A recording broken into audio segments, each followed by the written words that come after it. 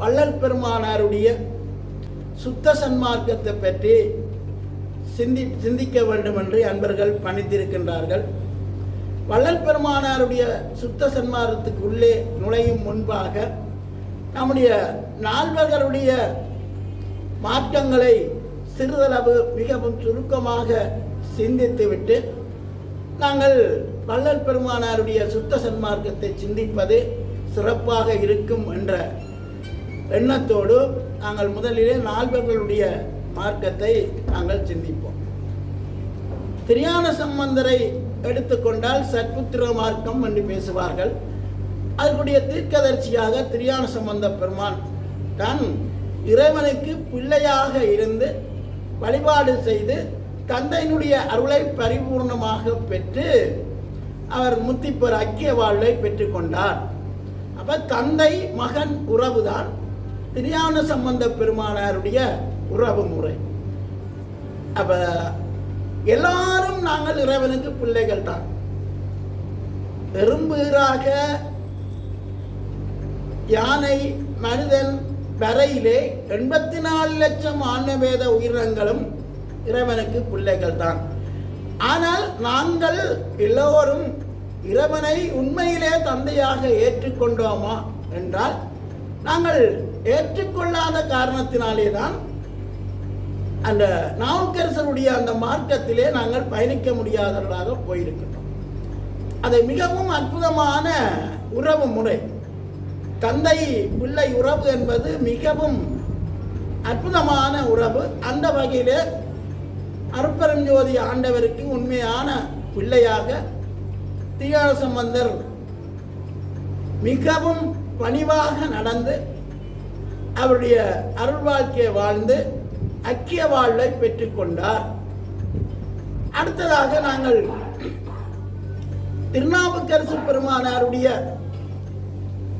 தொண்டு மார்க்கத்தை நாங்கள் சிந்திப்போமாக இருந்தால் திருநாவுக்கரசர் இறைவனுக்கு அடிமையாக வாழ்ந்து, அடிமை என்று சொன்னால் உண்மையான ஒரு அடியவனாக இறைவனுக்கு தொண்டு செய்து அவர் ஐக்கிய வாழ்வை பெற்றுக்கொண்டார். ஆகவே இங்கு தொண்டினாலே மிகவும் பணிந்து பணிந்து உருகி உருகி நாவுக்கரசு பெருமான் பாடியேதான் உண்மையிலே தேவாரம் என்று பெரியவர்கள் பேசுகின்றார்கள். வள்ளல் பெருமானருக்கு கூட நாவுக்கரசருடைய தேவாரத்திலே அதிகமாக ஈர்ப்பு உண்டு என்பதையும் நாங்கள் அவர் நாவுக்கரசு பெருமானை பற்றி பாடிய பாடல்களிலே நாங்கள் உணர்ந்து கொள்ளலாம். ஆகவே தொண்டு மார்க்கத்திலே தான் நாவுக்கரசு பெருமான் வாழ்ந்து அவரும் ஐக்கிய வாழ்வைத்தான் பெற்றுக்கொண்டார்.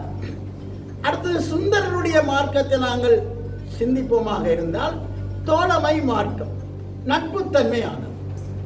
இறைவனை நண்பனாக ஏற்று, இது மிகவும் ஒரு கடினமான முறை என்று நம்முடைய பெரியவர்கள் பலர் சிந்தித்திருக்கின்றார்கள்.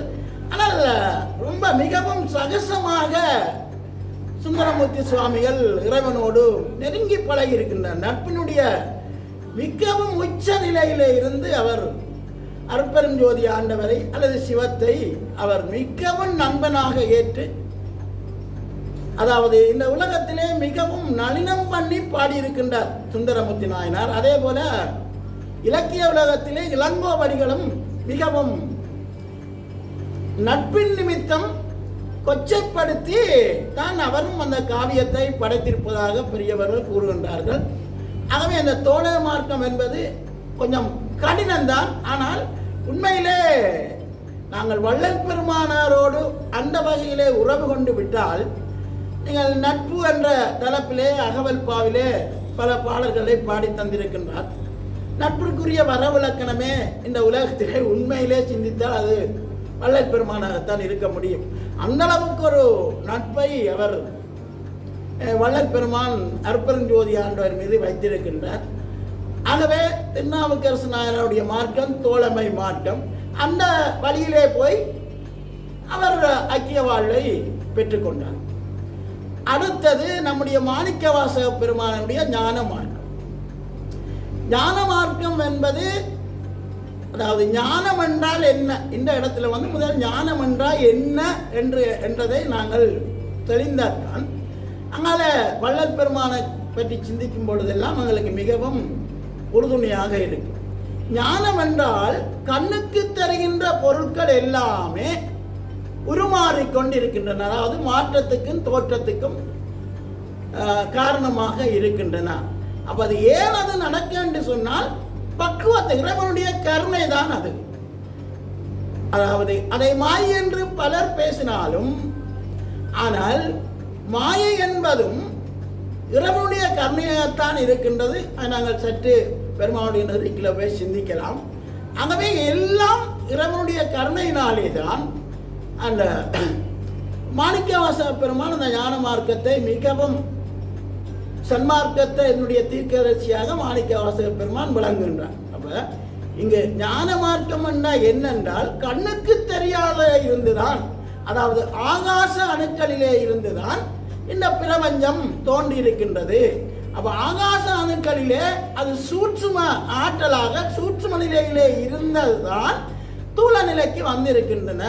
அப்ப சூட்சும நிலையிலே இல்லாதது தூள நிலையிலும் தோன்றவில்லை. ஆகவே அந்த சராசரம் அனைத்தும் 84 லட்சம் ஆன்மவேத ஜீவராசிகள் உட்பட எல்லாமே சூட்சும நிலையிலே இருந்துதான் தூள நிலைக்கு வந்திருக்கின்றன. அந்த சூட்சும நிலையில் என்பது கண்ணுக்கு தெரியாது. நாங்கள் அனுபவ ரீதியாக அதை நாங்கள் உணர்ந்து கொள்ளலாமே இல்லாமல் கண்ணாலே பார்த்து புத்தரை போல ஆகாச புதத்தை விட்டு விட்டு கண்ணுக்கு தெரிகின்ற 4 புதத்தை தான் புத்தர் ஏற்றுக்கொண்டிருக்கின்றார். ஆனால் அந்த கண்ணுக்கு தெரியாத ஆகாச பூதம் தான் அந்த சராசரவனத்தின் தோன்றுவதற்கு மூல காரணமாக இருந்திருக்கின்றது என்பதை வள்ளல் பெருமானாருடைய அகவல்லையோ அல்லது பாடல்களிலோ நாங்கள் மிகவும் ஆனந்தமாக உணர்ந்து கொள்ளலாம். இதை உணரும் பொழுது என்றைக்குமே எங்களுடைய சிந்தனை வெளியே நோக்கி நகரமாக இருந்தால் ஆனந்தம்தான். வெளிக்குள் வழி கடந்து சும்மா இருக்கும் சுகம் வள்ளல் பெருமான் பாடுகின்றார். இதில் முதலாவது வழி புருவமத்தி. இந்த வழியில இருந்து நம்முடைய ஜீவசக்தி பக்குவப்பட்டு சிதாகாசத்திலே சென்று வாழ வேண்டும். இதெல்லாம் பின்னுக்கு நாங்கள் சிந்திப்போம். அப்ப அந்த வெளியிலே தான் எங்களுடைய வாழ்க்கையும் அந்த உண்மையான அகர வழி அல்லது அருள் வழிக்குள்ளே சென்று நாங்கள் ஒவ்வொருத்தரும் வாழ்வோமாக இருந்தால் அந்த வழிக்குள்ளே இருந்து எங்களுடைய ஜீவசக்தி அருளொளி அணுக்களாக மாறும் பொழுது அந்த அருளொளிதான் அந்த சராசரம் அனைத்தும் யாவும் அதுவதுவாக அகநிலையிலிருந்து செயல்படுத்துவதும் அதுவதுவாக இருப்பதும் அருட்பெரும் ஜோதி ஆண்டவருடைய அருளாற்றல் தான் என்பதை உணர்வதுதான் ஞானம்.